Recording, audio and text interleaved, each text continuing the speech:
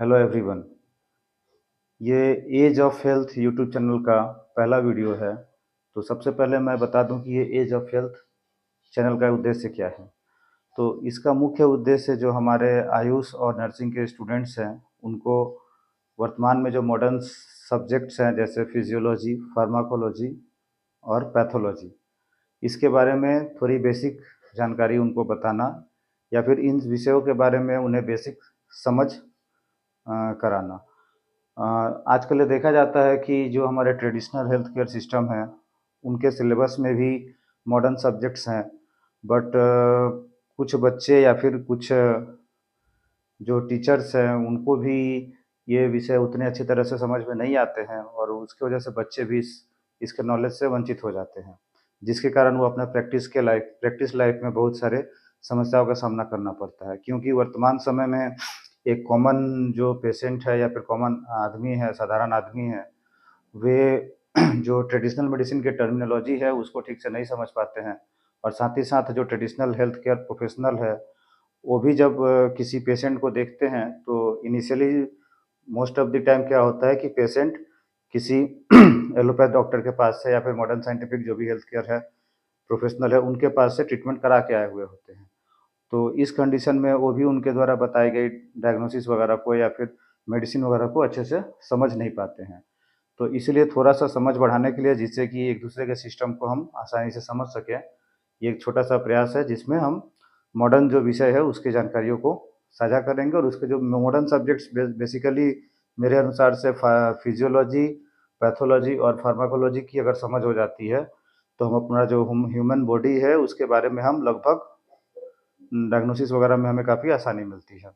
तो इसीलिए इस चैनल के माध्यम से मेरा प्रयास ये रहेगा कि मैं फार्माकोलॉजी, क्योंकि अगर कोई चीज़ अब नॉर्मल है तो उसकी नॉर्मल चीज़ों को हमें जानना पड़ेगा, जो कि हम फिजियोलॉजी के माध्यम से समझ सकते हैं। अब नॉर्मल जब हम समझ गए तो फिर हमें नेक्स्ट उसमें अब नॉर्मलिटीज़ क्या-क्या आती है उसको हम पैथोलॉजी के माध्यम से समझ सकते हैं और उसमें क्या-क्या दवाइयाँ आधुनिक विज्ञान के हेल्थ केयर प्रोफेशनल द्वारा दी जाती है, वो भी हमको समझना होगा और उन दवाइयों से हमारा जो ट्रेडिशनल सिस्टम है, उनके दवाइयों का कुछ इंटरेक्शन वगैरह है कि नहीं, ये भी हमें समझना होगा। तो इसलिए एक छोटा-सा प्रयास है। आज हम इस वीडियो में हम शुरू करेंगे, इनिशियली हम फिजियोलॉजी से स्टार्ट करेंगे और फिजियोलॉजी के अनुसार पहले हम नॉर्मल फिजियोलॉजी समझेंगे बॉडी का, उसके बाद पैथोलॉजी और फार्माकोलॉजी। अगर वीडियो अच्छा लगता हो तो इसको अपने दोस्तों में शेयर करें और सब्सक्राइब भी करें।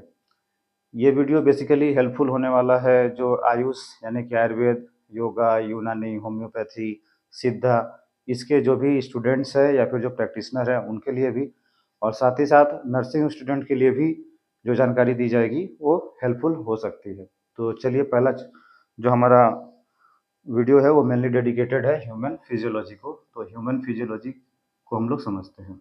ह्यूमन फिजियोलॉजी,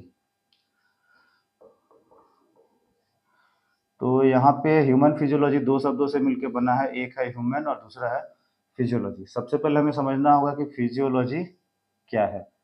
तो इन आसान शब्दों में हम कहें तो फिजियोलॉजी साइंस का वह ब्रांच है जो उन सब क्रियाओं के से जिसके अंतर्गत फिजियोलॉजी साइंस का वह ब्रांच है जिसके अंतर्गत हम उन सभी क्रियाओं का अध्ययन करते हैं जो किसी भी ह्यूमन बींग्स के ओरिजिन, डेवलपमेंट और उसके कंटिन्यूटी को मेंटेन करने में सहायक होते हैं।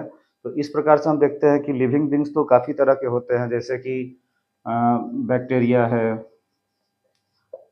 प्लांट्स हैं, एनिमल्स हैं, ह्यूमन्स है,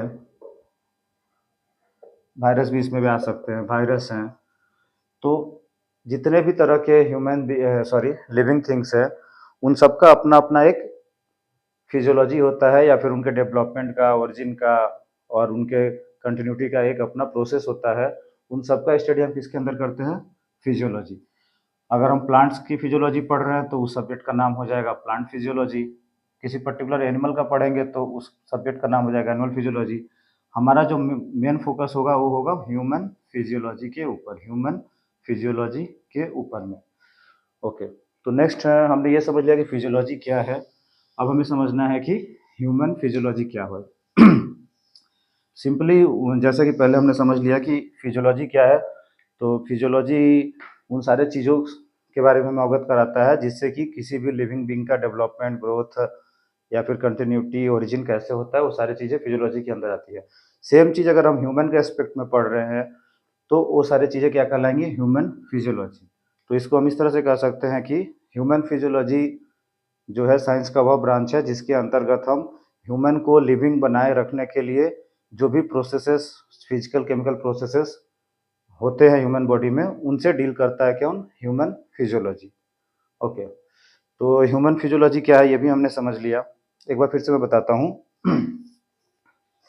कि ह्यूमन बीइंग को लिविंग कंडीशन में रखने के लिए जो भी फिजिकल केमिकल जो भी प्रोसेसेस है, जो भी रिएक्शंस है, जो भी प्रक्रियाएं हैं, उन सब का अध्ययन हम लोग जिस साइंस में करते हैं उसे हम लोग ह्यूमन फिजियोलॉजी कहते हैं। ओके, तो ह्यूमन फिजियोलॉजी का एक सिंपल मतलब हो गया कि ह्यूमन बॉडी के अंदर क्या क्या क्रियाएं हो रही है जिससे कि वो ह्यूमन ह्यूमन जो है नॉर्मल रूप से अपना फंक्शनिंग कर रहा है, या ह्यूमन बीइंग नॉर्मल रूप से अपना फंक्शनिंग कर रहा है।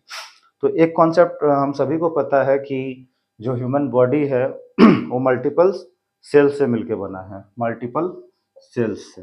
तो हम दूसरे शब्दों में कह सकते हैं कि cell is the structural and functional unit of human body. Cell is the structural and functional unit of, human के एस्पेक्ट में पढ़ेंगे तो ह्यूमन बॉडी, और या फिर लिविंग ऑर्गेनिज्म कर सकते हैं, लिविंग ऑर्गेनिज्म, लिविंग ऑर्गेनिज्म। अब पॉइंट ये है कि हमारे बॉडी में कई तरह के करोड़ों सेल होते हैं। लगभग हमारे बॉडी में 100 ट्रिलियन से भी ज़्यादा सेल है। लगभग हमारे बॉडी में 100 ट्रिलियन से भी ज़्यादा सेल है। तो ये सारे सेल क्या एक जैसे होते हैं या फिर अलग अलग होते हैं, ये क्वेश्चन एराइज होता है। तो बेसिक पॉइंट ये है कि हमारे बॉडी में जितने भी सेल है वो स्पेसिफिक टाइप के होते हैं। वो ये ऐसा नहीं कि 100 ट्रिलियन टाइप्स के हैं, इन 100 ट्रिलियन में कुछ सब टाइप है। जैसे कि अगर हमारे बॉडी में आरबीसी की हम बात करें तो आरबीसी लगभग 25 ट्रिलियन होता है, सबसे अधिक यही सेल होता है हमारे बॉडी में। और इसके अलावा बाकी सेल भी है, नर्व सेल है वगैरह वगैरह, बहुत सारे सेल है। तो इनिशियली हमने समझ लिया कि cell is the structural and functional unit of living organism. Next होता है कि बहुत सारे सेल को अगर आपस में मिलाते हैं, मल्टीपल सेल आपस में मिलकर क्या बनाएंगे? टिश्यू बनाएंगे। मल्टीपल सेल आपस में मिलकर टिश्यू बनाएंगे। उसके बाद डिफरेंट टिश्यू आपस में मिलकर क्या बनाएंगे? ऑर्गन बनाएंगे। डिफरेंट टिश्यू आपस में मिलकर ऑर्गन बनाएंगे। फिर डिफरेंट ऑर्गन को मिला के एक ऑर्गन सिस्टम बनता है। डिफरेंट ऑर्गन को मिला के एक ऑर्गन सिस्टम बनता है। और बहुत सारे ऑर्गन सिस्टम को मिला के क्या बनेगा? एक complete living organism. Complete living organism, complete living organism. ये बेसिक चीज़ है, आई होप सभी को पता ही होगा। ओके, तो यहाँ पे हमने समझ लिया कि बेसिक स्ट्रक्चर क्या है, लिविंग ऑर्गेनिज्म। अब हम ये लिविंग ऑर्गेनिज्म का फंक्शनिंग कैसे होता है उसको हमको धीरे धीरे समझना होगा ह्यूमन फिजियोलॉजी के अंदर में।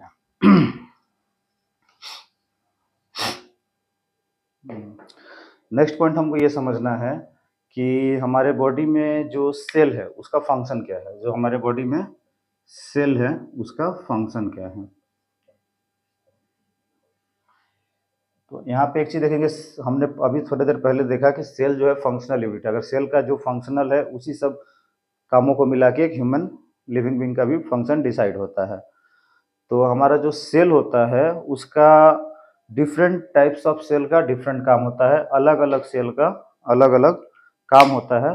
बट इसमें हमको याद रखना होगा एक चीज़ कि लगभग हमारे बॉडी में जितने भी सेल है उनका एक काम ये क्या है कि ऑक्सीजन की सहायता से जो हम खाना वगैरह खाते हैं, न्यूट्रिएंट्स लेते हैं, कार्बोहाइड्रेट, फैट और प्रोटीन, मेनली यही रहता है।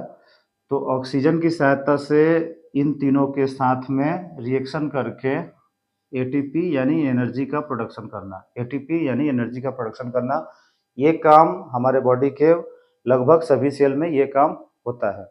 तो पहला कॉमन काम हो गया क्या? Energy production. पहला काम हो गया energy production in the form of ATP, energy production.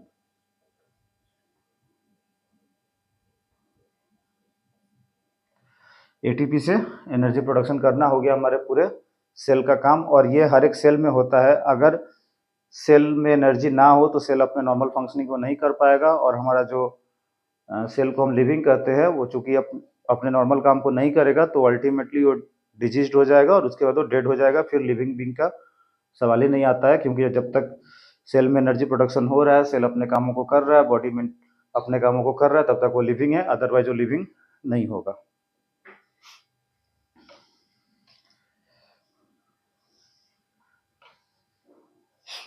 एक चीज और यहाँ पे हम लोग देखेंगे कि कौन सा सेल या फिर कौन सा ह्यूमन बीइंग कब तक जिंदा रहेगा, कब मर जाएगा, ये किसी के हाथ में नहीं है। तो कुछ चीजें हमारे बॉडी में ऑटोमेटिक होती है, कुछ चीजें हमारे बॉडी में ऑटोमेटिक होती है जो कि हमारे कंट्रोल में नहीं है। जैसे अगर हमें ठंड लगता है तो अल्टीमेटली हम कोल्ड अगर हमें फील हो रहा है तो हम किसकी तरफ अट्रैक्ट होंगे? हॉट की तरफ। ये नेचुरल है। अगर हमें भूख लग रहा है, अगर हंगर है, तो हम अट्रैक्ट होंगे फूड की तरफ। अगर हमें थर्स्ट हो रहा है, प्यास लग रही है, तो हम अट्रैक्ट होंगे वाटर की तरफ। तो ये सारी चीज़ें बॉडी में क्या होता है? ऑटोमेटिक होता है, जो हमारे चाहने ना चाहने से अंतर नहीं पड़ता है। हमारे बॉडी का जो कंडीशन होगा उसके अनुसार वो सारी चीज़ें चेंज हो जाएगी। या फिर कुछ ऐसे चीज़ें जैसे हमारे हार्ट बीट, ये हमारे कंट्रोल में नहीं है। हार्ट बीट, ये हमारे हार्ट बीट हमारे कंट्रोल में नहीं है, ये हमेशा होती रहती है। तो इस तरह से हम कह सकते हैं कि हमारा जो बॉडी है वो एक तरह से कुछ मामलों में ऑटोमेटिक है, जो स्वयं ही होता रहता है। कुछ मामलों में ऑटोमेटिक है, वो अपना काम खुद से करता है, जो हमारे कंट्रोल में नहीं होती है, और इसी को हम लोग ऑटोमेसिटी कहते हैं। Okay, next.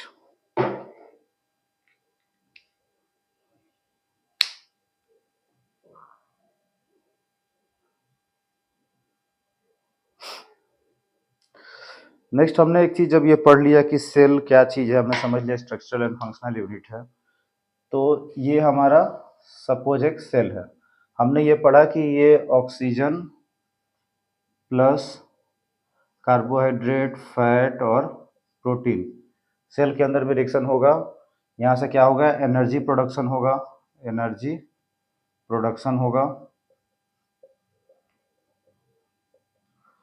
और जिसके द्वारा सेल के फंक्शनिंग कंट्रोल होंगे। एक चीज़ और हम यहाँ पे ध्यान देते हैं कि हमारा ये एक सेल हो गया, बहुत सारे सेल मिलेंगे तो क्या बनेगा? टिश्यू बनेगा।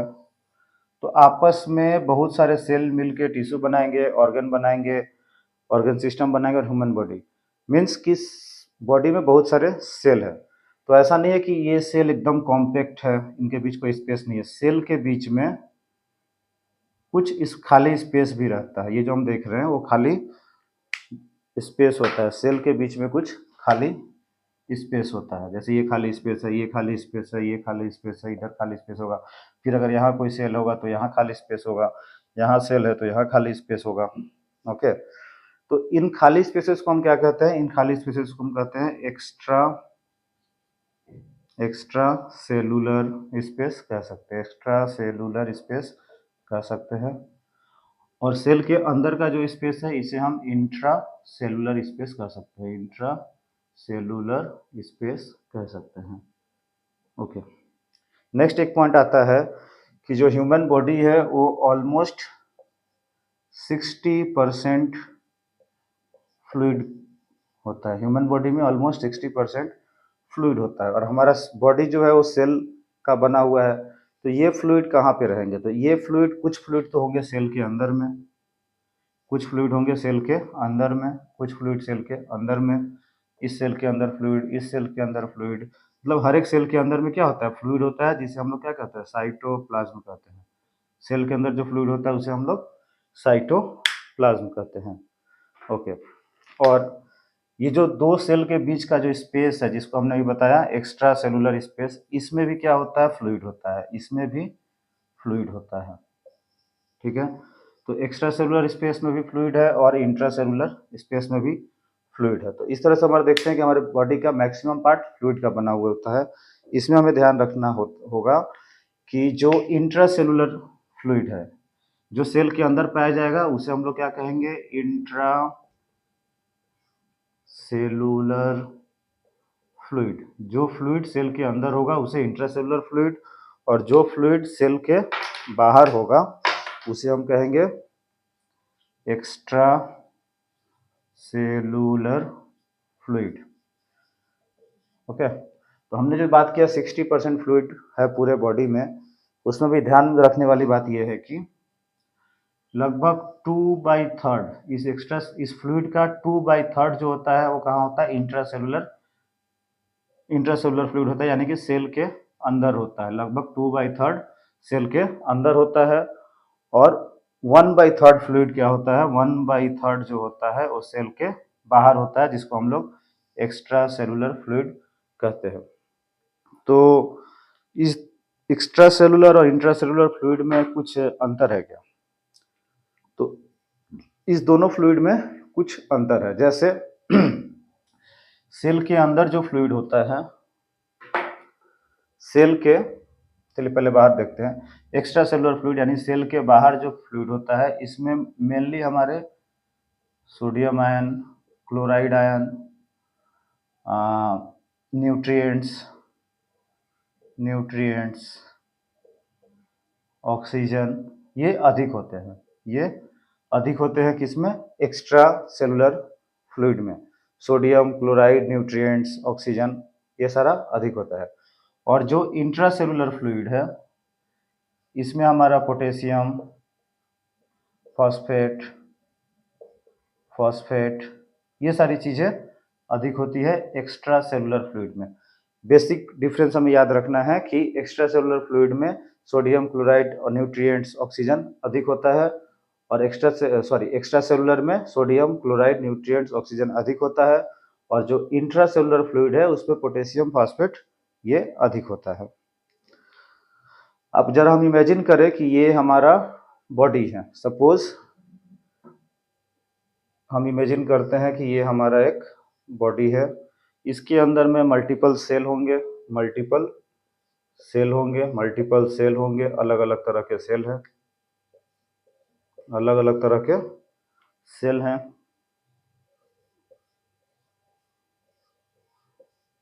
जो भी हो, अलग अलग सेल हो गए।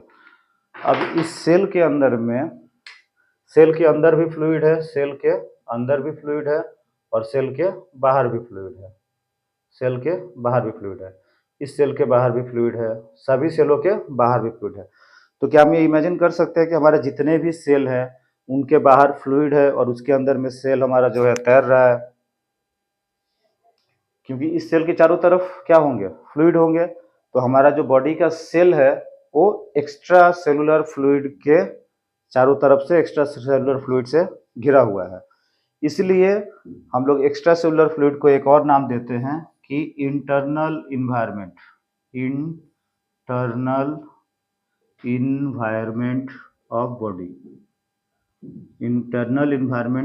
Of body. सपोज ये मेरा बॉडी है, और अभी मैं एक रूम में हूँ, तो मेरे रूम के चारों तरफ जो हवा वगैरह है उन सबको हम इन्वायरमेंट बोलते हैं। उसी तरह से सेल के चारों तरफ जो फ्लूइड है, यानी कि एक्स्ट्रा सेलुलर फ्लूइड, तो वो हमारे बॉडी का इंटरनल इन्वायरमेंट कहलाएगा। इस इंटरनल इन्वायरमेंट की खासियत ये है कि जैसे ही आरबीसी, हमने पढ़ा थोड़ी देर पहले कि आरबीसी क्या करता है, ऑक्सीजन को लंग्स के माध्यम से आरबीसी थ्रू हीमोग्लोबिन में बाइंड करके लेके आएगा। तो वो क्या डायरेक्ट सेल में जाएगा, वो डायरेक्ट सेल में नहीं जाएगा, वो सबसे पहले ब्लड वेसल्स के द्वारा कैपिलरीज के थ्रू कहाँ पे आएगा, एक्स्ट्रा सेलुलर फ्लूइड में आएगा, और वहां से जो सेल है अपने नीड के अनुसार से ऑक्सीजन को ग्रेस्प करेंगे, अदरवाइज नीड नहीं होगा तो ग्रेस्प नहीं करेंगे।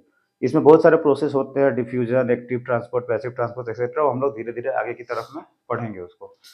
तो सेल को जो भी न्यूट्रिशन चाहिए वो कहाँ से मिलेगा? एक्स्ट्रा सेलुलर फ्लूइड के माध्यम से मिलेगा।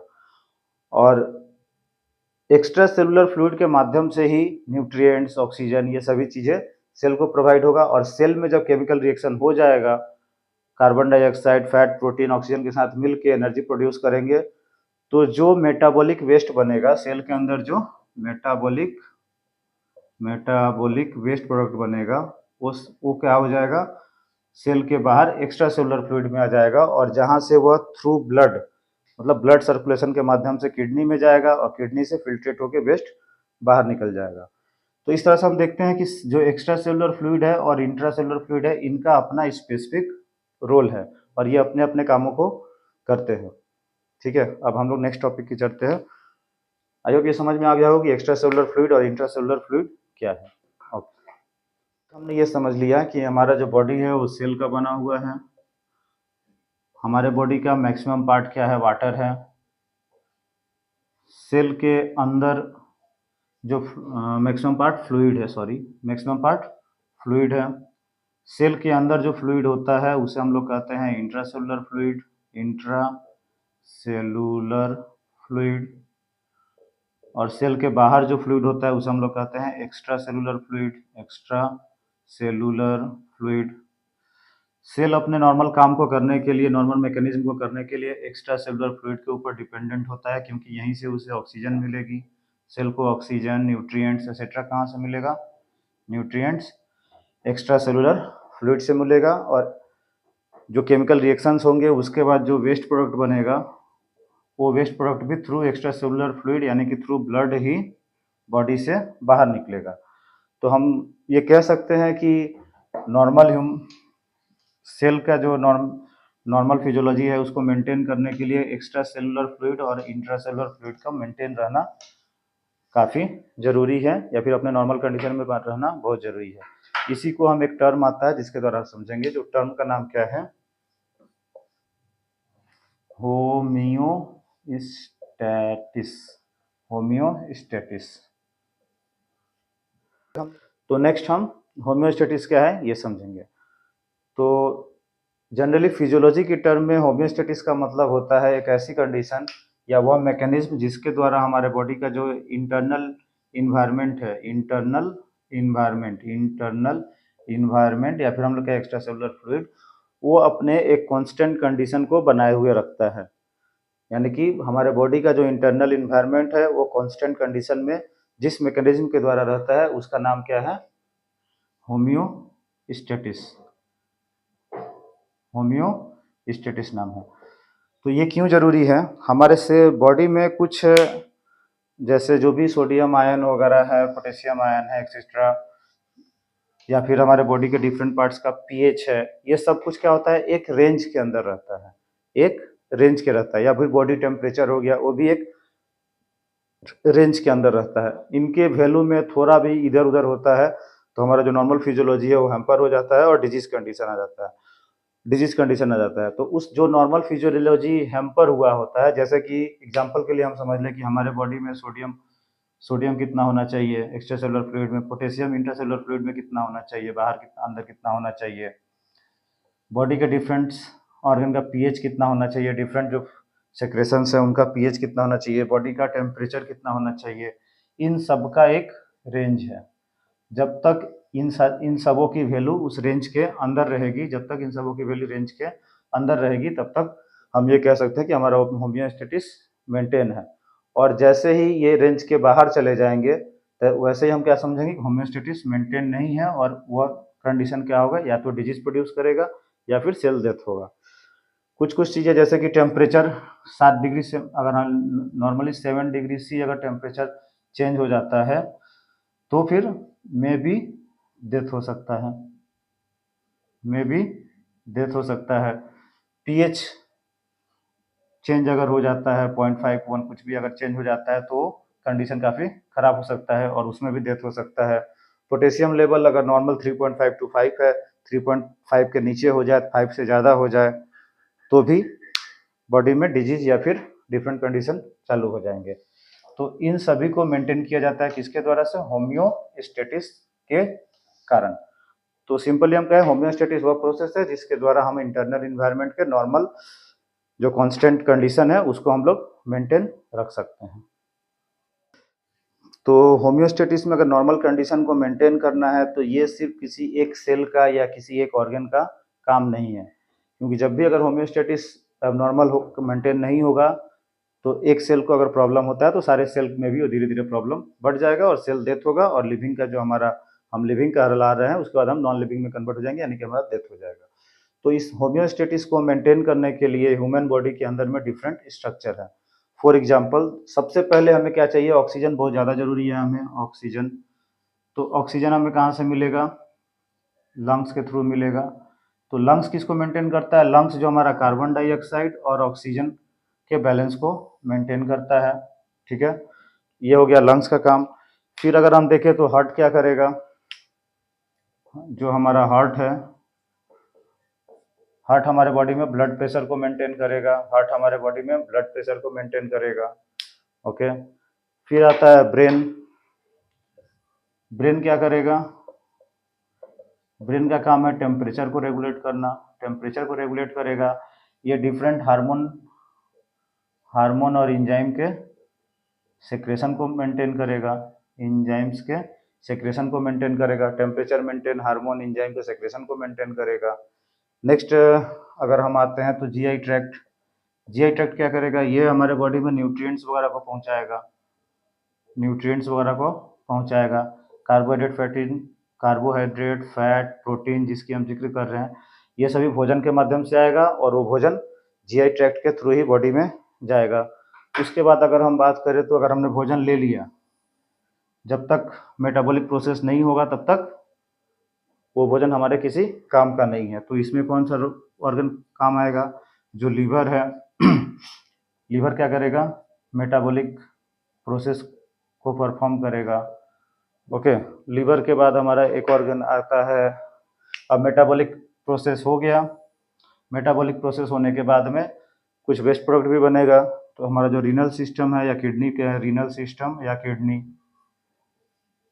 ये क्या करेगा, ये जो मेटाबॉलिक वेस्ट प्रोडक्ट है उनको बॉडी से बाहर निकालेगा, मेटाबॉलिक वेस्ट प्रोडक्ट को बॉडी से बाहर निकालेगा। तो इस तरह से हम देखते हैं कि हमारे बॉडी का लगभग हर एक ऑर्गन अपने हिसाब से इस होम्योस्टेटिस को मेंटेन करने में के लिए काम करता है। स्किन क्या करेगा, स्किन भी टेम्परेचर रेगुलेशन करेगा। जो हमारे बॉडी में स्किन है, स्किन हमारा टेम्परेचर रेगुलेशन करेगा, टेम्परेचर रेगुलेशन करेगा। नेक्स्ट हम अगर आते हैं, अगर मसल की बात करें, मसल क्या करेंगे, तो एक चीज़ हमें याद रखना है कि जो मसल है ये डायरेक्टली तो कुछ हमें रोल नहीं दिखता है, बट जो हम न्यूट्रिएंट्स या फूड ले रहे हैं वो एक जगह पे खड़े खड़े या बैठे बैठे तो मिलेगा नहीं। उसको प्राप्त करने के लिए हमें मूवमेंट और लोकोमोशन करना है, ये हमारे मसल्स के थ्रू होगा। Movement, locomotion etcetera, movement, locomotion, ये सब मसल का काम है। ठीक है, कुछ लोग कहते हैं कि रिप्रोडक्टिव सिस्टम का कोई रोल नहीं है, लेकिन यहाँ पे एक चीज़ हम ध्यान देते हो अगर देखें तो जो हमारा रिप्रोडक्टिव सिस्टम है, रिप्रोडक्टिव सिस्टम, हमने अभी पढ़ा कि होम्योस्टेटिस का क्या मतलब है कि बॉडी में एक कांस्टेंट इंटरनल इन्वायरमेंट में कांस्टेंट कंडीशन को मेंटेन करना, कांस्टेंट कंडीशन को मेंटेन करना। अब इस कांस्टेंट कंडीशन को मेंटेन करने का अल्टीमेट एम क्या है, हमारा अल्टीमेट एम ये है कि हमें अपने बॉडी के कंटिन्यूटी को मेंटेन करना है, बॉडी के कंटिन्यूटी को मेंटेन करना है, या फिर जो हमारा लिविंग नेचर है इसको मेंटेन करना है। बट एक टाइम आएगा जब सारे ऑर्गन की फंक्शनिंग खत्म हो जाएंगे, तो इस कंडीशन में जो हमारा रिप्रोडक्टिव ऑर्गन है वो न्यू ऑफस्प्रिंग प्रोडक्शन के द्वारा से क्या करेंगे, हमारे लिविंग नेचर को मेंटेन रखेंगे। अदरवाइज एक इंसान जब मर जाएगा तो फिर उसके बाद फिर दूसरा इंसान पैदा ही नहीं होगा, फिर लाइफ ऐसे ही खत्म हो जाएगा। तो उसको मेंटेन करने में रिप्रोडक्टिव सिस्टम का पार्ट है।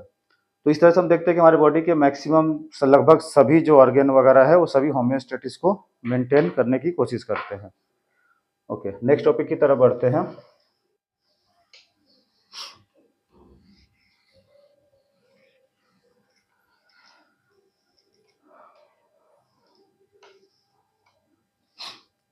अब यहाँ पे हम होम्योस्टेटिस को एक मैकेनिज्म समझ सकते हैं कि सपोज घर में फैन है, तो फैन का मेन काम क्या है, हवा हवा देना।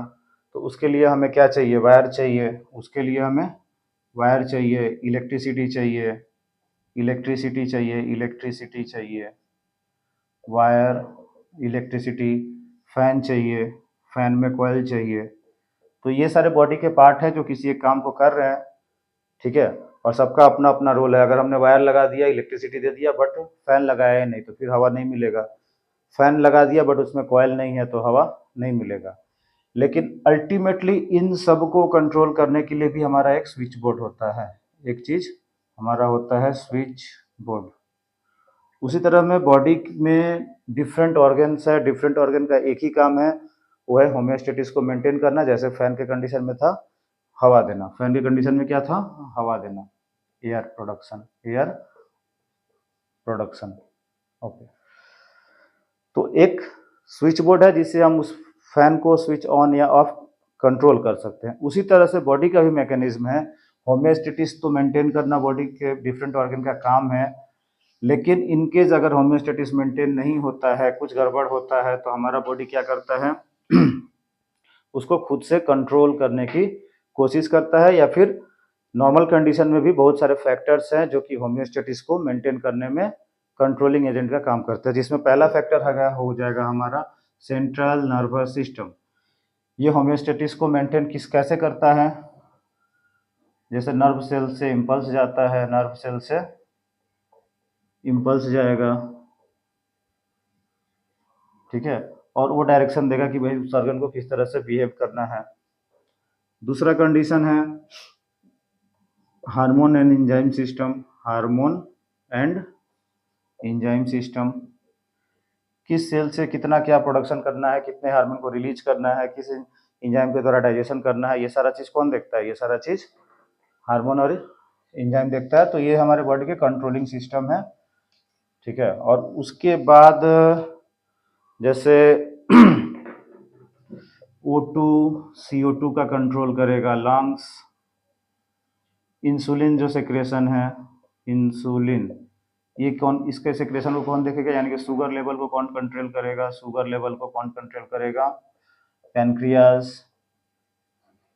मेटाबॉलिक एक्टिविटी को कौन कंट्रोल करेगा, मेटाबॉलिक एक्टिविटी को कंट्रोल करेगा लीवर। तो डिफरेंट ऑर्गन के डिफरेंट कंट्रोलिंग कैपेसिटीज है, उसके अनुसार ये बॉडी को कंट्रोल करते हैं।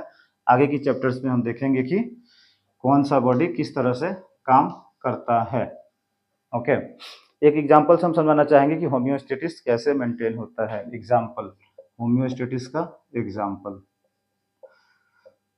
ओके, सपोज ऑक्सीजन और कार्बन डाइऑक्साइड के मेंटेनिंग का बताते हैं कैसे काम करता है। सपोज किसी सेल के अंदर में ऑक्सीजन लेवल कम हो गया है, किसी सेल के अंदर में ऑक्सीजन लेवल कम हो गया है। तो इस कंडीशन में क्या होगा, जो लंग्स से जो ऑक्सीजन हीमोग्लोबिन के साथ बाइंड हुआ था, लंग्स के साथ जो ऑक्सीजन हीमोग्लोबिन के साथ बाइंड हुआ था, वो थ्रू ब्लड यानी कि एक्स्ट्रा सेलुलर फ्लूइड सेल के पास आएगा। अब इस सेल में ऑक्सीजन जो है वो कम है, तो यहाँ पे हीमोग्लोबिन जो है ऑक्सीजन को रिलीज करेगा और ये सेल इनटेक कर लेगा। जो हीमोग्लोबिन में जो ऑक्सीजन आया है, हीमोग्लोबिन यहाँ पे ऑक्सीजन से अलग हो जाएगा और ये ऑक्सीजन सेल के द्वारा ले लिया जाएगा। तो चूंकि यहाँ पे ऑक्सीजन कम था, ये ले लिया गया। अब सिमिलर कंडीशन में अगर इस सेल में ऑलरेडी ऑक्सीजन की मात्रा अधिक है, ओके, तो भी ये ऑक्सीजन क्या है, विथ हीमोग्लोबिन सेल के पास आया, ठीक है, विथ हीमोग्लोबिन सेल के पास आया। लेकिन हीमोग्लोबिन ऑक्सीजन बफरिंग सिस्टम में काम करता है। चूंकि यहाँ पे मात्रा ऑक्सीजन की अधिक है, सेल ने देखा कि भाई हमें ऑक्सीजन की और जरूरत नहीं है और ऑक्सीजन का एफिनिटी ज़्यादा है हीमोग्लोबिन के पास, तो यहाँ तो ये आएगा सेल के पास, बट ये जो ऑक्सीजन है वो हीमोग्लोबिन से अलग नहीं होगा, ये ऑक्सीजन हीमोग्लोबिन से अलग नहीं होगा। तो इस मैकेनिज्म को भी कंट्रोल हमारा बॉडी नहीं किया, ठीक है। एक अगर दूसरा एग्जाम्पल हम लोग लें, कार्बन डाइऑक्साइड, सिर्फ कार्बन डाइऑक्साइड की बात करते हैं। अगर शरीर में कार्बन डाइऑक्साइड अधिक हो गया है, बॉडी में अगर कार्बन डाइऑक्साइड ज़्यादा हो गया है, तो हमारा बॉडी अल्टीमेटली थ्रू होम्योस्टेसिस क्या करता है कि वो रेस्पिरेशन रेट को बढ़ा देता है, रेस्पिरेशन रेट को बढ़ा देगा। अब जैसे ही रेस्पिरेशन रेट बढ़ जाएगा तो हमारा जो carbon dioxide through expiration body से बाहर जा रहा था वो अधिक मात्रा में बाहर जाएगा। तो इसके द्वारा CO2 अगर अधिक मात्रा में बॉडी से बाहर जाने लगेगा तो शरीर के अंदर CO2 नॉर्मल हो जाएगा या फिर कम हो जाएगा। और ऑक्सीजन का हमने ऑलरेडी समझ लिया कि अगर सेल को जरूरत नहीं है ऑक्सीजन का तो हीमोग्लोबिन के साथ ही रहेगा। तो ये होम्योस्टेसिस का एक एग्जाम्पल था। नेक्स्ट हमने अभी पढ़ लिया कि कंट्रोलिंग सिस्टम है। तो इस कंट्रोलिंग सिस्टम के कुछ मैकेनिज्म है जो इन सिस्टम को कंट्रोल करते हैं, या होम्योस्टेसिस जब एबनॉर्मल हो जाता है, नॉर्मल मेंटेन नहीं रहता है, तो हमारा बॉडी उस तरह से उसको अडेप्ट करता है। एक को हम लोग कहते हैं कि positive feedback system, positive feedback system कहिए या फिर कंट्रोल कहिए, पॉजिटिव फीडबैक सिस्टम और कंट्रोल। दूसरा है negative feedback control, negative feedback control, negative feedback control. पहले हम नेगेटिव फीडबैक कंट्रोल को समझते हैं, ये क्या होता है। पहले हम लोग समझेंगे नेगेटिव फीडबैक कंट्रोल को। तो नेगेटिव फीडबैक कंट्रोल में क्या होता है कि जब भी हमारे बॉडी में कोई भी चीज अपने नॉर्मल रेंज से अधिक हो जाता है तो बॉडी हमारा कोशिश करता है कि उसको हम लोग नॉर्मल रेंज में लाए। अगर कोई भी चीज नॉर्मल रेंज से अधिक हो गया तो बॉडी क्या ट्राई करेगा कि बॉडी उस ट्राई करेगा कि उसको हम लोग नॉर्मल रेंज में लाए, यानी कि उसको कम कर दें। तो बढ़ा हुआ था उसके अपोजिट हुआ कम करना, तो इसलिए इसका नाम क्या है, नेगेटिव। सिमिलरली अगर कोई चीज बढ़ गया है तो अगर कोई चीज बॉडी में कम हो गया है तो हमारा नॉर्मल होम्योस्टेसिस मैकेनिज्म क्या करेगा, उसको बॉडी में बढ़ाने की कोशिश करेगा। तो जो प्रोसेस है उसके अपोजिट होगा, इसलिए इसका नाम क्या है, नेगेटिव फीडबैक कंट्रोल। अब एक एग्जांपल लेते हैं हम लोग नेगेटिव फीडबैक कंट्रोल की। नेगेटिव फीडबैक कंट्रोल के एग्जांपल में हम लोग देखते हैं ब्लड प्रेशर। ब्लड प्रेशर, अगर हमारे बॉडी में ब्लड प्रेशर बढ़ जाता है तो हमारा जो नॉर्मल बॉडी का मैकेनिज्म है वो क्या करता है। तो सबसे पहले हमारे ब्लड वेसल्स में मेनली एरोटा में और कैरोटिड आर्टरी में, कैरोटिड आर्टरी में क्या पाया जाता है, बैरो रिसेप्टर पाया जाता है। एरोटा या कैरोटिड आर्टरी में पाया जाता है बैरो रिसेप्टर्स। ये बैरो रिसेप्टर्स क्या करते हैं, इंक्रीज बीपी को सेंस करते हैं। इंक्रीज बीपी यानी कि ब्लड वेसल्स में लगने वाले प्रेशर को सेंस करते हैं और ये सिग्नल्स भेजते हैं ब्रेन को। सेंटर है वैसोमोटर सेंटर, वो इनहिबिट हो जाते हैं। वैसोमोटर जो सेंटर हैं वो इनहिबिट हो जाते हैं और रिस्पांस किसको मिलता है, हार्ट को क्या रिस्पांस मिलता है कि भाई आपको अपना जो पंपिंग एक्टिविटी है वो स्लो कर देना है। पंपिंग एक्टिविटी स्लो कर देना है। अगर हम पंपिंग एक्टिविटी स्लो कर देंगे तो ब्लड का फ्लो स्लो हो जाएगा, जिससे जो ब्लड वेसल्स पे एक्स्ट्रा प्रेशर पड़ रहा था, बीपी हाई हुआ था, वो कम हो जाएगा। साथ ही साथ ब्लड वेसल्स को भी रिस्पांस मिलता है। ब्लड वेसल्स को रिस्पांस मिलता है कि वो थोड़ा डायलेट हो जाए। पहले इतना था उनका ल्यूमेन, बीपी अधिक था, अगर ये थोड़ा डायलेट हो जाएंगे तो बीपी कम हो जाएगा। तो ये एग्जांपल है एक नेगेटिव फीडबैक सिस्टम का। बीपी बढ़ा था, नेगेटिव फीडबैक क्या आया, बीपी को कम करना है। पॉजिटिव में बीपी बढ़ा था, नेगेटिव में रिस्पांस आया, बीपी को कम करना है। ओके, तो ये हमने जो CO2 और O2, ओके, इसी तरह से हम जो CO2 और O2 का बैलेंस देखे थे वो भी एक तरह का नेगेटिव फीडबैक सिस्टम ही था कि कार्बन डाइऑक्साइड की बात करें तो कार्बन डाइऑक्साइड बॉडी में अगर बढ़ रहा था तो एक्सपीरेशन ज़्यादा हो गया, रेस्पिरेटरी रेट बढ़ गया, जिससे अधिक से अधिक CO2 बाहर चले जाए और बॉडी में CO2 की मात्रा कम हो जाए। ठीक है, तो ये भी एक नेगेटिव फीडबैक का एग्जाम्पल है कि जब भी बॉडी में कार्बन डाइऑक्साइड बढ़ जाती है तो एक्सपीरेशन ज़्यादा हो जाता है और अधिक से अधिक मात्रा में CO2 बॉडी से बाहर निकाला जाता है ताकि बॉडी का जो इंटरनल इन्वायरमेंट है वो मेंटेन रह सके। नेक्स्ट हम लोग देखते हैं पॉजिटिव फीडबैक सिस्टम। इसको हम लोग कभी कभी VCS भी बोलते हैं, यानी कि जानलेवा भी बोल सकते हैं। इसका नेक्स्ट हम देखेंगे positive feedback control. Positive feedback control में क्या होता है, एक एग्जांपल से इसको समझते हैं। हम लोग सभी को पता है कि जो हमारा हार्ट है वो लगभग 5 लीटर ब्लड को पंप करता है पर मिनट, लगभग 5 लीटर ब्लड को पंप करता है पर मिनट। ओके, तो सपोज किसी का एक्सीडेंट हो गया और वहाँ पे 2-2.5 लीटर ब्लड का लॉस हो गया, 2-2.5 लीटर ब्लड का लॉस हो गया। तो अब हमारे बॉडी में सपोज 2.5 लीटर ही ब्लड बचा, 2.5 लीटर ब्लड ये पंप करेगा। तो हार्ट के पास जो पंप का ब्लड होगा वो जब पंप करेगा तो ये 2.5 लीटर जो ब्लड है ये सफिशियंट नहीं है कि पूरे बॉडी में वो अपने पंपिंग के द्वारा पहुंचा सके। तो यहाँ पे हार्ट को क्या करना होगा, एक्स्ट्रा इफोर्ट लगाना पड़ेगा। हमारा बॉडी का जो नॉर्मल मैकेनिज्म है वो तो चाहेगा कि भाई जितने भी ऑर्गन है वहाँ पे ब्लड इफेक्टिवली पहुंच जाए, बट उस चीज को करने के लिए हार्ट को रिस्पॉन्स मिलेगा कि भाई तुम अपने पंपिंग एक्टिविटी को बढ़ा दो। तो ये हार्ट का पंपिंग एक्टिविटी बढ़ जाएगा, ठीक है, क्योंकि हमको ब्लड अधिक चाहिए, ब्लड का अधिक चाहिए और उसके लिए हमने हार्ट के पंपिंग एक्टिविटी को भी बढ़ा दिया, हार्ट के पंपिंग एक्टिविटी को भी बढ़ा दिया। लेकिन अल्टीमेटली अवेलेबल जो ब्लड है वो तो 2.5 लीटर ही है जो कि सर्कल में जा पाएगा। तो जब 2.5 लीटर ब्लड है तो हमें यह भी ध्यान रखना है कि जो हार्ट का मसल है उसके पास भी ब्लड का वॉल्यूम कम ही आ रहा है, उसके पास भी ब्लड का वॉल्यूम कम हो रहा है क्योंकि हमारे यहाँ पे वॉल्यूम लॉस हो गया ब्लड का। लेकिन बॉडी के नीड है कि इसको बढ़ाना है, बॉडी फिर से हार्ट मसल को बोलेगा कि भाई पंपिंग बढ़ाओ।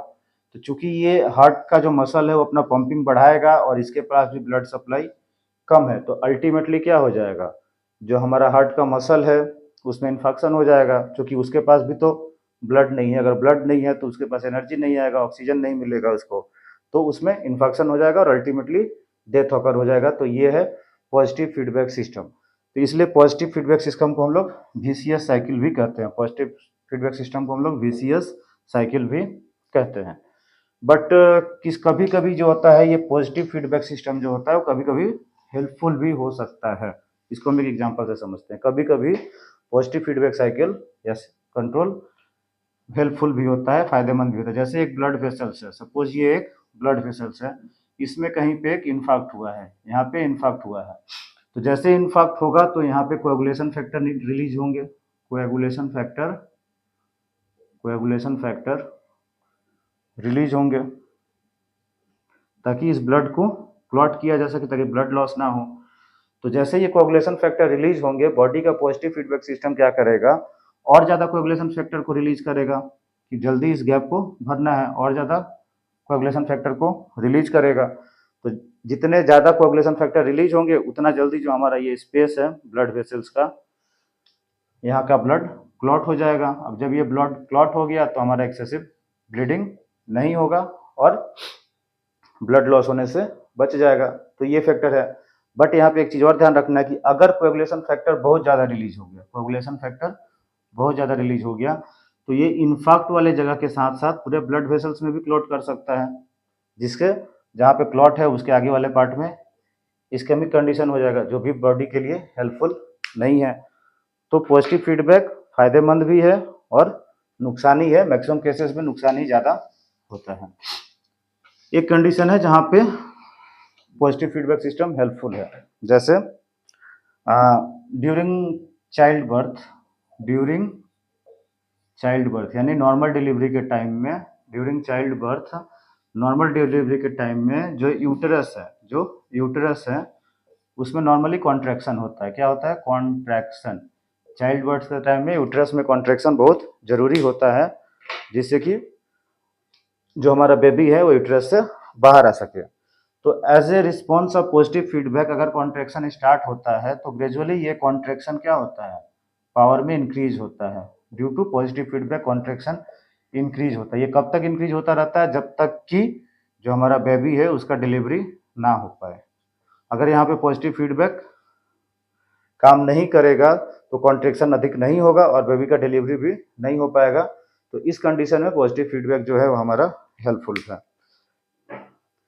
इस तरह के कुछ फीडबैक कंट्रोल है बॉडी का। इसके अलावा भी बहुत सारे और भी कंट्रोल है, जैसे एक कहते हैं हम लोग फीड फॉरवर्ड। सिंपली हमने एक चीज नोटिस किया होगा कि जब भी हम किसी खट्टा चीज को देते हैं, किसी अच्छे खाने के बारे में सोचते हैं, तो मुंह से सलाइवा सेक्रेशन बढ़ जाता है। तो ये फीड फॉरवर्ड टाइप का रिस्पॉन्स है।